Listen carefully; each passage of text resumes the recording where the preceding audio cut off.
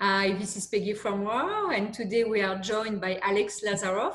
So Alex is the author of a wonderful book that I recommend, Out-Innovate, and everyone should have that book next to their bed or on their desk right now. He's also an investor at Cathay Innovation, yeah, and it's not even a plug, you know. And he's also an adjunct professor at Middlebury Institute of International Studies. So Alex is a very busy man and very thoughtful man. So we're very lucky to have him with us today. So thank you for your time, Alex, and looking forward to discussing the new normal in financial services with you. Thank you so much for having me. This is fun, and so glad you enjoyed the book. It's great to put you to sleep immediately. If it's right next to the bed, but I appreciate that. And there is a great chapter, actually, chapter 10 on reinventing finance. So that's very topical right now. So first question for you. So what are the major lasting impacts you believe COVID will have on the financial services industry? Yeah, I think we're obviously in the eye of the storm right now around the world.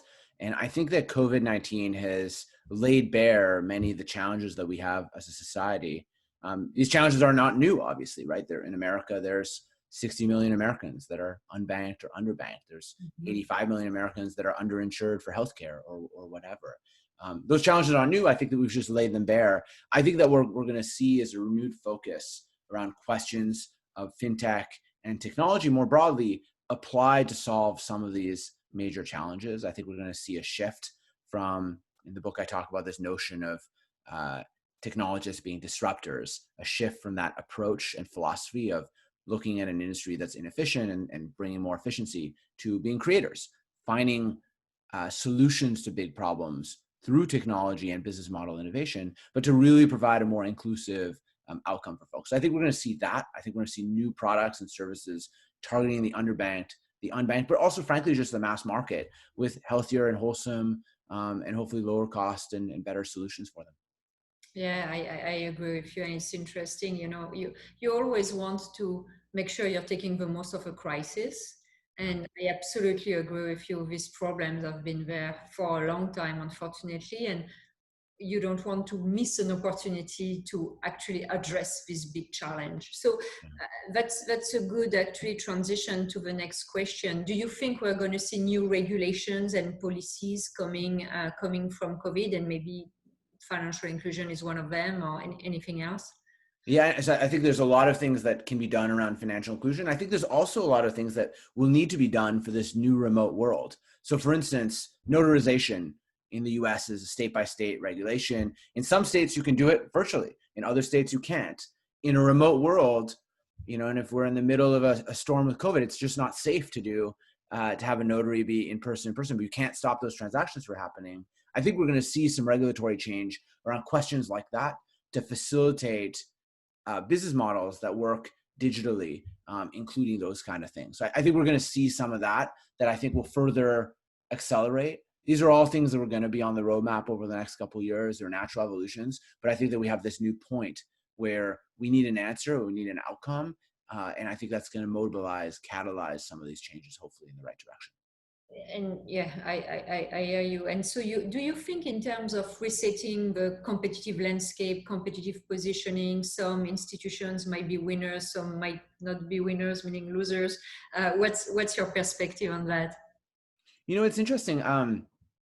I think globally, one of the most interesting stories that's happening in fintech is the horizontalization of fintech, where every company is becoming a fintech product. So when I started investing in fintech, there was people invested in venture, there was kind of consumer enterprise, and then there was this thing, fintech, financial services, is seen as a part. And now every VC fund has a fintech investor, but every company is thinking about financial products not as a part of, you know, something of how you pay for the product, but actually often as a feature of the product. And so it's no surprise, even in the last month, we've seen news of, you know, WhatsApp launching payments in Brazil, Geo with a number of their investments, including from financial services companies in India, or Gojek, which just received an investment in PayPal to further the wallet. I think we're going to see a continued trend of that, and those companies that already have established consumer bases in a really powerful way to reach customers with a relationship of trust, I think we're going to see them as being winners.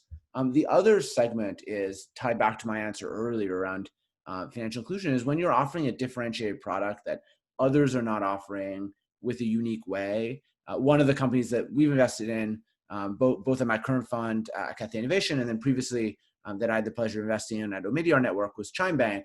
And Chime's a really good example of a company where they were very, very early on helping consumers get their government stimulus plans and helping people get paid early and getting access to credit when they needed it. I think brands and fintech providers that really focus on the acute pain point need, do it in a way that's consistent with this digital first approach, I think they will benefit in this acceleration towards the movement. And I think those types of fintechs will be well positioned to scale and succeed as well.